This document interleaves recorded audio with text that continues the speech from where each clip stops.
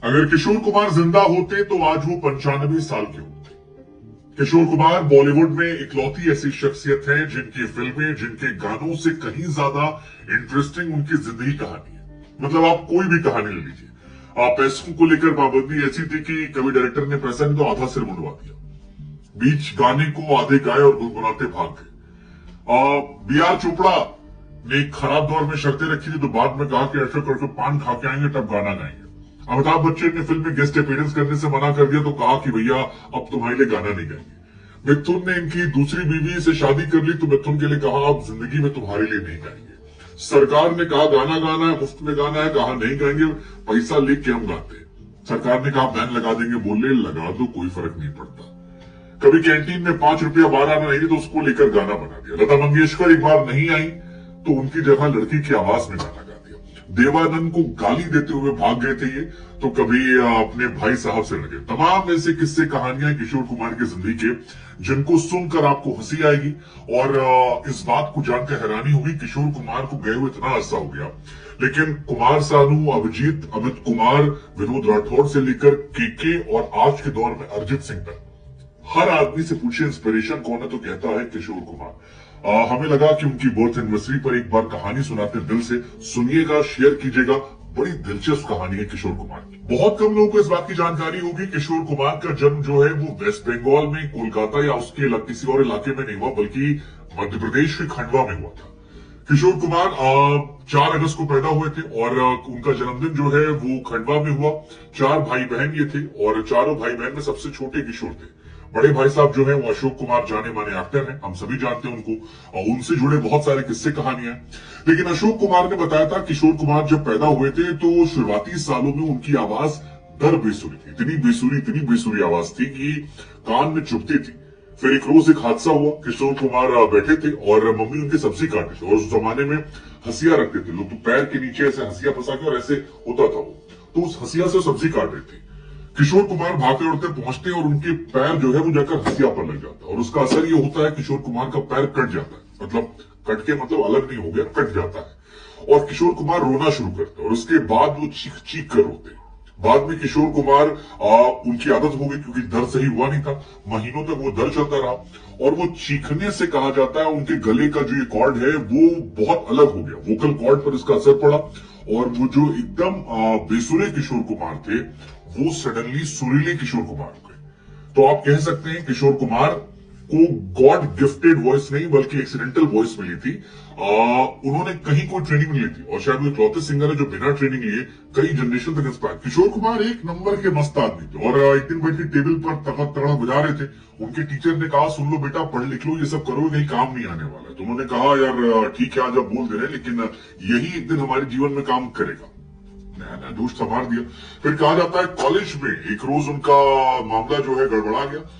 इंदौर के Christian college में पढ़ाई कर रहे थे और वहां पर क्रिश्चियन कॉलेज में पढ़ाई करते हुए किशोर कुमार कॉलेज छोड़ देते हैं। जब कॉलेज छोड़ते हैं तो कैंटीन में 5 रुपया 12 आना जो था उनका बकाया रह गया था और किशोर कुमार को बाद में चलती का नाम गाड़ी जब मिली तो उसमें जो गाना लिखा वो यही 5 रुपया 12 आना जो है उन्होंने लिख दिया था। मतलब ये अपने आप में बताने के लिए काफी है कि किशोर कुमार का अंदाज जो है वो कैसा है और किस तरह से काम चला। हालांकि किशोर कुमार की बॉलीवुड में करियर शुरुआत जो है वो उनके भाई साहब अशोक कुमार की वजह से हुई थी क्योंकि अशोक कुमार उस जमाने में बड़े एक्टर बन गए थे। कई फिल्मों में आपने देखा होगा अशोक कुमार को एक्टिंग करते हुए। अगर डॉन आपको याद हो, डॉन में भी वो थे, तो वहीं से उनको मौका मिला और किशोर कुमार जो उनके लिए कोरस गाते थे, पीछे जो आवाज आती है वो गाते थे। बाद में 1948 में फिल्म आती है जिद्दी जिसमें उन्हें गाने का मौका मिलता है, फिल्म हिट हो जाती है और उसके बाद वो धीरे धीरे बड़े स्टार बनने लगते हैं। 1949 में प्रॉपरली वो मुंबई आते हैं और यहाँ पर उनकी मुलाकात होती है उस शख्स से जिस बाप बेटे ने किशोर कुमार की जिंदगी बदल दी और किशोर कुमार को दी लेजेंडरी किशोर कुमार बना दिया। पिता एस.डी. वर्मन, पुत्र आर.डी. वर्मन और यहां से दी किशोर कुमार। किशोर कुमार साहब ने 1198 फिल्मों में 2678 गाने गाए। लेकिन क्या आप जानते हैं किशोर कुमार इनिशियली नकल करते थे। हालांकि सभी नकल करते हैं, जैसे कुमार सानू आए तो वो भी नकल करते थे, सोनू निगम आए रफी साहब की नकल करते थे, उदित नारायण रफी साहब की नकल करते थे। किशोर कुमार नकल करते थे के.एल. सहगल साहब की, अमेरिकन सिंगर डैनी की और उनकी कौन इंस्पिरेशन थे रविन्द्रनाथ टैगोर साहब। लेकिन इसी में कहा जाता है एस.डी. वर्मन साहब ने एक दिन बुलाया, कहा बाबू अगर लंबा खेलना है तो फिर ये नकल करना छोड़ दो और थोड़ा सा अपना ओरिजिनल लेके आओ। ये केएल सहगल जो है वो बहुत बड़े सिंगर हैं, लेकिन वो अपनी तरह है, मतलब एबिबास एबिबास रहता है, एडिडास नहीं बन पाता, तो अपनी ओरिजिनलिटी लो। इसके बाद किशोर कुमार ने वो जो राइमिंग करते थे वो शुरू किया, और एसडी बर्मन साहब जो है उनसे जबरदस्त तरीके से प्रभावित हुए, कहा यार यही जो तुम करते हो ना ये तुम करने लगो। और उसके बाद रेस्ट इज द हिस्ट्री, चाहे पिता के गाने हो या बेटे गाने हो, हर तरफ जो है वो हिट रहे। और जैसा हमने आपको बताया 1198 फिल्मों में 2678 गाने गाते, मतलब एक बार तो ऐसा हुआ कि लता दीदी को गाना गाना था, वो नहीं आई, और एक गाना है दिल पे तीखी नजरिया, सीधी लगी दिल पे तीखी नजरिया, वो गाना लता मंगेशकर गाना था। प्रोड्यूसर खड़े थे, चाह रहे थे जल्दी हो जाए, हाफ टिकट फिल्म थी, लेकिन जब लता दी थोड़ा देर हो गई और किस सिलसिले में बाहर गई थी, तो किशोर कुमार ने कहा टेंशन का लेते हम, है ना। और उसके बाद लड़की की आवाज में पूरा गाना उन्होंने गाया, लता मंगेशकर आई, वो खुद हैरान थी, और बाद में ओरिजिनली इस गाने को हाफ टिकट फिल्म में यूज किया गया और ये गाना सुपरहिट। अच्छा, किशोर कुमार की जो सबसे ज्यादा सुपरहिट चीज है वो है पैसों को लेकर उनकी मोहब्बत। मतलब किशोर कुमार पैसे के मामले में मतलब नेक्स्ट लेवल के थे। कोई और आदमी होता तो हम कह देते कि लीचड़ है, या वो कह देते कि भैया एक नंबर का पैसों को लेकर सख्त है, लेकिन किशोर दा के लिए आप ये सब नहीं कह सकते। किशोर दा पैसों को लेकर एंटरटेनर थे, मतलब पैसा लेने को लेकर उनके ऐसे ऐसे किस्से जिसको सुनकर आपके होश फाख्ता हो जाएंगे, आप कहेंगे यार कोई आदमी ऐसा कैसे कर सकता है, और जो कर सकता है वो सिर्फ एक आदमी, उसका नाम किशोर कुमार है, मतलब नेक्स्ट लेवल है। 1956 में अशोक कुमार ने एक फिल्म दिलवा दी भाई भाई, डायरेक्टर साहब थे एमवी रमन, और डायरेक्टर साहब ने 5000 रुपया कम दे दिया। अब सीन इसमें था कि इनको चलना था, किशोर कुमार चले और फिर गाए 5000 रुपया, 5000 रुपया, और इसके बाद गुलाटी मार के भाग गए। एक बार हुआ, पकड़ के लाया गया, फिर कहे 5000 रुपया, 5000 रुपया, थोड़ा डांट डपट पड़ी, फिर कहे यार डायलॉग भूल गए, मतलब 1 घंटा कचवा के रख दिया। असर ये हुआ कि अशोक कुमार को बुला के कहा गया डांटो, अपने भैया से डरते थे, भैया इनको डांटे। उसके बाद भैया इनके पैर पे पैर रखा, कहा सुनो कायदे से डायलॉग बोलो, बहुत मार मारेंगे। उसके बाद इन्होंने डायलॉग बोले, ये किस्सा था। लेकिन भैया हर रोज थोड़ी ना आते थे। एक बार और ऐसा हुआ कि एक प्रोड्यूसर ने उन्हें कास्ट किया और कहा पूरा पैसा देंगे, पूरा पैसा नहीं दिया, तो किशोर कुमार गए, अपना आधी मुंडी जो है उसको मुड़वा दी और कहे बाबू नो मनी नो हनी, पैसा पूरा दोगे तो काम करेंगे, नहीं तो लो करो हमको। अच्छा, किशोर कुमार जो ये सब करते थे ये शुरू में नहीं करते थे, ये आधी शूटिंग होने के बाद करते थे, ताकि तुम भी फंसो और हमको पैसा दो। ये जो सिर मुड़वाने वाला किस्सा है, ये प्रोड्यूसर साहब को बहुत महंगा पड़ा था, मतलब बाद में 2-3 महीना बाद फिर शूटिंग करनी पड़ी थी, बाल बाल निकल कर आए। और डायलॉग यही था कि आधे गेटअप में आधे पेमेंट में आधा गेटअप आधा पैसा, चलो कर लो। एक और प्रोड्यूसर थे जिनका बड़ा फेमस किस्सा है कि बीएस तलवार, आरसी तलवार उनका नाम था, और आरसी तलवार साहब ने उन्हें एक फिल्म में साइन किया और 8000 रुपया कम दिया। अब कोई प्रोड्यूसर पैसा कम दे तो आप क्या करेंगे? आप फोन करेंगे, मांगेंगे, जाकर मिलकर आएंगे, यही सब करेंगे ना। किशोर कुमार ऐसे नहीं, किशोर कुमार म्यूजिकल थे और बिल्कुल ओपन माइंडेड, एकदम मतलब फुलटूस थे। किशोर कुमार ने 2 बार उनसे कहा कि बाबू पैसा दे दो, वो कहे दे देंगे। जब टहलाने लगे तो किशोर कुमार ने नई तरकीब निकाली, वो उनके घर के बाहर पहुंचते थे और चिल्ला देते, हे तलवार दे दे मेरे 8000। अब आप सोचिए किसी प्रोड्यूसर ने घर के बाहर एक बॉलीवुड का बड़ा सिंगर पहुंच के गाना गा रहा हो, हे तलवार दे दे मेरे 8000, और ऐसा कई बार कर रहा हो, उस आदमी का दिमाग खराब हो जाएगा। वही उनके साथ हुआ।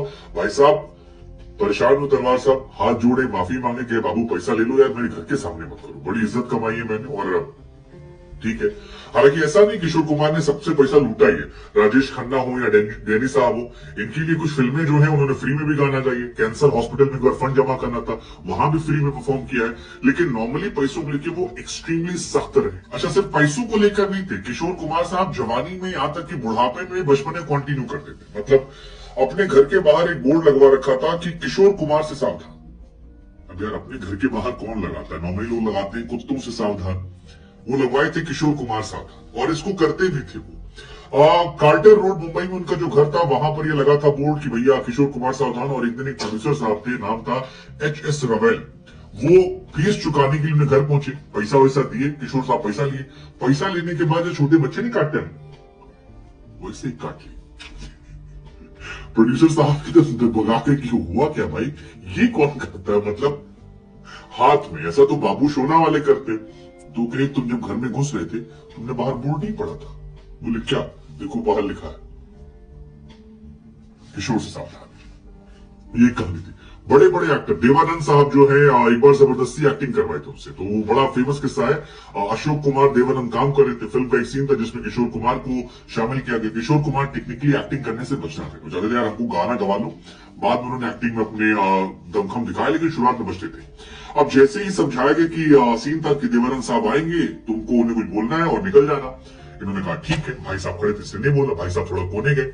जैसे देवानंद आए उन्होंने गाली देकर भाग गए। लोग बुलाते रहे कि हम नहीं आ रहे, हमने गाली देना था दे दी, अब देवानंद भी मुड़ाटेगा, भैया पकड़े मुड़ाटेंगे, हमको आना ही नहीं, हम जा रहे घर, थैंक यू सो मच। मतलब आलम यह था किशोर कुमार से परेशान होने का डायरेक्टर का कि एक डायरेक्टर साहब पहुंच गए कोर्ट, और कोर्ट से कहा कि सुनिए इस आदमी ने हमारे साथ किया कॉन्ट्रैक्ट साइन और ये हमको परेशान कर रहा है, मतलब एकदम खून पी बैठा है, इसको जो बोलो ये करता नहीं, हम चाहते हैं कि आप आदेश दीजिए कि जो हम कहें ये बात माने। कोर्ट से आदेश भी मिल गया किशोर कुमार, लेकिन अब कहां मानने वाले। किशोर कुमार ने कहा ठीक है बाबू, तुमने करवा तो लिया कोर्ट से, अब तुमको हम सिखाते हैं कि हम क्या चीज है। एक सीन पूरा होना था, किशोर कुमार को वो सीन पूरा करना था, उसके बाद गाड़ी से उतरना था। किशोर कुमार उस गाड़ी में बैठे रहे 15 मिनट 20 मिनट, आधे घंटे बाद लोग गए, भैया आप उतरे क्यों नहीं? वो कह रहे हैं तुम्हारे डायरेक्टर ने हमसे कहा ही नहीं उतरना था, वो तो हमसे कहा था जो जो हम कहेंगे वही वही करना है, तुम्हारे कहने नहीं कहेंगे, अब जो डायरेक्टर से कहो हमसे कहे हम उतरे, जब वो कहेगा हम उतरे तभी हम उतरेंगे, वरना हम नहीं उतरेंगे। सो टेक्निकली उन्होंने हर बात पे डायरेक्टर कहे डायरेक्टर कहे डायरेक्टर कहे, और इस तरह से उन्होंने उस डायरेक्टर का खून पी लिया। डायरेक्टर ने भी हाथ जोड़ा, कहा बाबू पिक्चर कर लो, आगे से जो करना हो कर लेना, इस बार हमारी बात मान लो, आओ हम मिलकर समझा करते हैं। तो कहते हैं भाई यही बात पहले कहती होते, मतलब ऐसा अच्छा थोड़ी ना लगता है कि तुम कोर्ट तक पहुंचे तो चलो हमको। बहुत सारी कहानी। एक बार कहा गया कि किशोर कुमार एक फिल्म की शूटिंग करे, तो उनसे कहा गया कार चलानी, कार कट कर देना है, उसकी कार को रोक देना है। कहे ठीक है। साहब का मन किया, गाड़ी नहीं रोकना था, कह रहे खंडाला तक पहुंच गए। मुंबई से चलाई गाड़ी, चलाते गए चलाते गए चलाते गए और खंडाला पहुंच गए। पूछा गया क्यों? कि गाड़ी में ड्राइविंग करने में मजा आ रहा था, हमको लगा मजा ले लेते, पिक्चर तो बनती रहेगी। अच्छा, इनकी बदमाशी की पराकाष्ठा की और भी कहानियां, मतलब एक कहानी है कि 60 के दशक में एक डायरेक्टर थे कालिदास, फाइनेंसर थे कालिदास, और किशोर कुमार जिद से परेशान करते थे। कालिदास को गुस्सा आ गया, उनका कोई दोस्त था इनकम टैक्स विभाग में, उन्होंने जाकर किशोर कुमार की शिकायत कर दी कि यार ये आदमी जो है हमको परेशान करता है, और इनकम टैक्स उन्होंने रेड मार दी। अब किशोर कुमार को पता लगा कि इनके चक्कर में सारा काम हुआ। किशोर कुमार के अच्छा ठीक है बेटा बुलाते हैं, सब मामला सॉर्ट आउट किया, दोस्ती यारी की, दिन घर बुलाया, फिर घर में कहा क्या अलमारी में यार हमारी बड़ी अलमारी दिखाते तुमको, अलमारी में ले गए, अलमारी के अंदर क्या वो दिखाते हैं, वो भी अंदर गए, जैसे अंदर गए वहां बाहर से कुंडा मार दिया। 2 घंटा तक कालिदास को अपने घर में इन्होंने कमरे में बंद रखा, कहा आप जाओ किससे शिकायत करना कर दो, आज के बाद मेरे घर के बाद दिखाई मत पड़ना, बहुत मार मारेंगे। बी.आर. चोपड़ा जैसे आदमी को लेकर था, बी.आर. चोपड़ा अशोक कुमार जो है वो बड़े अच्छे फ्रेंड थे, और बी.आर. चोपड़ा से काम मांगा गया, अशोक कुमार को काम दे दिया गया, लेकिन कहा जाता है कि बी.आर. चोपड़ा ने उस जमाने में कुछ शर्तें रख दी कि अगर हमारा गाना गाना है तो तुमको ये करना होगा। किशोर कुमार के वक्त हम नहीं कर रहे, और याद रखिएगा एक दिन आएगा जब हमारा टाइम होगा, जब हमारा टाइम होगा तो हम आपको ऐसे ही परेशान करेंगे। समय बदला, बी.आर. चोपड़ा साहब बात भूल गए। बाद में समय आया कि बी.आर. चोपड़ा को एक गाना गवाना था किशोर कुमार के पास, तो पहुंचे कि यार बाबू गाना गा दो, तुमको तो बचपन से जानते हैं, तुम तो लल्ला हमारे, कहे होंगे लल्ला, लेकिन आपको हमारी एक शर्त माननी पड़ेगी। आप हमसे शर्त नहीं मनवा पाए थे, लेकिन हम मनवाएंगे, गाना गाएंगे, और शर्त ये रखी कि आपको धोती कुर्ता पहनना है, सफेद मोजा पहनना है और जूता पहनना है, और उसके बाद पान खाना, और पान खा के आइए और हमको मुंह लाल दिखना चाहिए, अगर मुंह लाल दिखा तो ही हम गाना गाएंगे। बी.आर. चोपड़ा साहब बड़े डायरेक्टर कहे यार क्या पागलपन आदमी कर रहा है। अशोक कुमार से कहा, अशोक कुमार ने कहा यार अब देखो भैया हम त्रस्त हो गए इस आदमी से, रोज हमारे पास एक डायरेक्टर आता है, हम नहीं कर पाएंगे, आपको गवाना हो तो मान लो, नहीं गवाना तो एक पगलेट आदमी से कुछ नहीं होता। बी.आर. चोपड़ा साहब आखिर में किए, किशोर कुमार के देखिए आप हमसे नहीं करो पाते, हम आपसे करवाएंगे। आपने गाना सुना है इंतहा हो गई इंतजार की, ये गाना शराबी फिल्म का जब किशोर कुमार को मिला था तो किशोर कुमार गाने से मना कर दिए थे। लोगों ने कहा यार अमिताभ बच्चन की आवाज पर आपका गाना शूट करता है, शराबी फिल्म का गाना था, और इसको लेकर भी किस्सा। किशोर कुमार साहब ने कहा कि भैया गाना हम गा देंगे, लेकिन शर्त हमारी ये है कि गाना हम लेट कर गाएंगे। लोग कहे क्या पागलपन है, मतलब सुर ले ताल नाम में कोई चीज होती है, बोले गया सुर ले ताल तेल लेने, गाना गवाना है तो बताओ, हम लेटेंगे टेबल पे और टेबल पर लेटे गाना गाएंगे। क्या करते भैया, किशोर कुमार से गवाना तो उनकी सारी शर्तें मान ली गई। किशोर कुमार साहब ने इसके बाद टेबल पर लेटे, गाना गाया और उसके बाद गाना कितना हिट है, आज भी लोग कैसे सुनते हैं वो हम सब जानते हैं। इस गाने ने अपने आप में रिकॉर्ड बनाया, अमिताभ बच्चन साहब को अमिताभ बच्चन बना दिया। और ये किस्सा हम अपनी मर्जी से नहीं सुना रहे, किस्सा जो है ये एक जमाने में आशा भोसले जी ने बताया था कि कैसे इंतहा हो गए इंतजार, टेबल पर लेटकर किशोर कुमार ने गाया। अमिताभ बच्चन से पंगा जो है वो भी काफी वायरल हुआ था। अमिताभ बच्चन की आवाज किशोर कुमार शुरुआती दौर में, बाद में तो आए सुदेश भोसले और कई लोग आए, लेकिन शुरुआती दौर में सारे गाने किशोर कुमार ने गाए। लेकिन 1981 में किशोर कुमार एक फिल्म डायरेक्ट कर रहे थे, ममता की छांव। अमिताभ बच्चन से कहा कि भैया आ जाओ, गेस्ट अपीयरेंस कर देना। अमिताभ बच्चन साहब भी वैसे अपने मिजाज के इंसान, तो कहे नहीं आएंगे, नहीं आएंगे तो कहे ठीक है आज तुम्हारे गाना नहीं गाएंगे, कर लो जो करना। उसके एक गाना नहीं गया अमिताभ बच्चन के लिए। मतलब बच्चन साहब के लिए कई फिल्मों में फिर कई सारी चीजें हुई, लेकिन उनका ना, नो तो नो, अब नहीं होने वाला, हम ना ही गाएंगे। ऐसा ही किस्सा जो उनका है मिथुन चक्रवर्ती के साथ है। मिथुन चक्रवर्ती ने किशोर कुमार की पत्नी से शादी की थी, जिसके बाद उन्होंने कहा तुम्हारे लिए भी गाना नहीं गाएंगे, तुम भी खेल गए ना, आप देखो तुम। किशोर कुमार की पहली पत्नी जो थी वो थी रूमा घोष। दूसरी पत्नी जो थी मधुबाला थी। मधुबाला को कैंसर वैंसर शायद था, दिल में छेद था, उसके बाद वो मर जाती है। तीसरी पत्नी आती है योगिता बाली। योगिता बाली से इनकी शादी होती है, हालांकि 2 साल बाद इनकी शादी जो है वो टूट जाती है। इनसे शादी टूटती है, तब तलाक लेने के बाद तो मिथुन शादी कर लेती है। बस यहीं से किशोर कुमार नाराज हो गया, हो गया भाई अब तुम्हारे लिए भी गाना वाना नहीं, तुम जो करना था कर ली। इसके बाद हालांकि इन्होंने फिर एक शादी की थी, लेकिन फिर मिथुन चक्रवर्ती के लिए गाना नहीं गाया। एक ही अपना घर भी बनवा रहे थे, बड़ा इनको शौक था एक्सपेरिमेंट का, और वेनिस की नहरों से प्रेरित होकर कहा था किशोर कुमार ने अपने मुंबई वाले घर में काफी कुछ शुरू किया। हालांकि तो कंकाल वंकाल निकल आया, पता लगा कब्रिस्तान भी इनका घर है और इनकी हालत खराब हो गई, तो इनका उस प्रोजेक्ट रह गया। मोहम्मद रफी के बहुत बड़े फैन थे, मतलब इतने बड़े फैन थे कि अपनी फिल्म में मोहम्मद रफी साहब को गाना गवाए हैं, और मोहम्मद रफी साहब ने उनकी आवाज दी। और मोहम्मद रफी साहब का जब निधन हुआ था तो कहा जाता है कि किशोर कुमार उनके शव के पास गए और पैर पकड़ कर रोए थे। तो ये भी किस्सा जो है अपने आप में चर्चित है काफी ज्यादा। 1975 में इमरजेंसी लगी थी, संजय गांधी इंदिरा गांधी का दौर था। संजय गांधी ने किशोर कुमार से कहा कि आओ हमारे लिए एक रैली, एक गाना गा देना। अब इसको लेकर 2 वर्जन आता है, एक की इमरजेंसी का वो विरोध करे, दूसरा आता है कि पैसा नहीं दे रहे थे और उनसे कहा गया कि गाना गा, तो वो पैसा दोगे, कहे नहीं देंगे, हम तो गवर्नमेंट है। बोले गवर्नमेंट तो चाहे जो, पैसा दोगे तो गाएंगे, नहीं दोगे तो नहीं गाएंगे। कहा गया कि भैया बड़े मंत्री बोल रहे, कहा गया चाहे मंत्री नहीं बोले चाहे प्रधानमंत्री बोले, और उसके बाद दूरदर्शन से, ऑल इंडिया रेडियो से उनके गाने पर बैन लगा दिया गया। हालांकि तब रफी साहब इंदिरा गांधी जी को जानते थे अच्छे से, संजय गांधी को जानते थे। वो गए और रिक्वेस्ट की किशोर कुमार के गानों पर जो बैन लगा वो हटा दिया जाए, बैन हट गया। किशोर कुमार भी हैरान थे, हमारे ऊपर बैन लगा था, हटा क्यों दिया गया। बाद में पता लगा कि रफी साहब ने किया, रफी साहब को थैंक यू बोला। हालांकि रफी साहब ने मना कर रखा था कि किसी को बताना मत तुम, लेकिन ठीक है, जब उनकी डेथ हुई तो उनके बारे में सारे किस्से जो है किशोर कुमार ने बताए। अशोक कुमार जी का 76 बर्थडे था जब इनकी डेथ हुई थी, 13 अक्टूबर 1987, और हार्ट अटैक से किशोर दा की डेथ होती है। म्यूजिकल दौर की भी डेथ होती है। हालांकि जब उनकी डेथ हुई थी उसके एक दिन पहले उन्होंने आशा जी के साथ वक्त की आवाज फिल्म में एक गाना जो है वो रिकॉर्ड किया था। कहा जाता है कि अपनी पत्नी को डराने के लिए मरने की एक्टिंग कर रहे थे, सुबह से लगातार कर रहे थे, छुट्टी ली थी।